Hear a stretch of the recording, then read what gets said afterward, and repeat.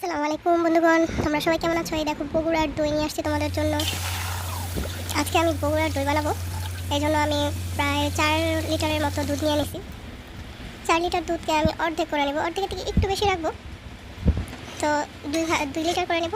এই দেখো জাল দিতে দিতে অর্ধেক করে ফেলছি প্রায়। এটাকে এখন এই পর্যায়ে এসে চিনিটা মিক্স করলে ভালো হয়, নয়তো চিনি বেশি কম পড়ে যেতে পারে।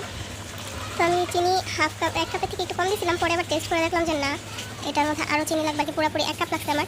তারপরে এটাকে ঠান্ডা হতে দেওয়ার পরে দেখো কি একটা থিকনেস এসে পড়ছে, একদম ঘন ক্রিমি হয়ে গেছে। দুধটার স্বর ভরপুর, মনে চাইতেছিল যে এমনি খাই ফেলি, কিন্তু এমনি আর খাইলাম না। পরে আমি এটার মধ্যে একটুখানি টক দই বা ওই যে দইয়ের যে বীজটা ওটার মাইখা আর এটার সাথে মিক্স করে নিয়েছিলাম দুধের সাথে। এটা এবার ঢেলা দিছি, খুবই সিম্পল রেসিপি।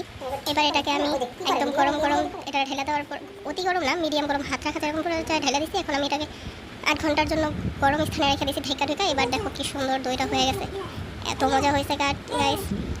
6 থেকে 8 ঘন্টা, গরমের দিনে হলো 6 ঘন্টা, আর যদি একটু ঠান্ডা ঠান্ডা ওয়েদার হয় অবশ্যই 8 ঘন্টা রাখবা।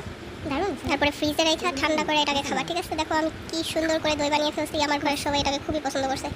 সর দিয়ে ভরপুর দইটা, এত মজা হয়েছে। আর উপরের লেয়ারটা মুখে দিলে তো মনটা একদম ভরে যায়। উপরের লেয়ারটা তো আরও বেশি মজা হয়েছিল। তো সবার ভালো লাগলে লাইক কমেন্ট করে শেয়ার করে পাশে থাকবা। আল্লাহ হাফেজ।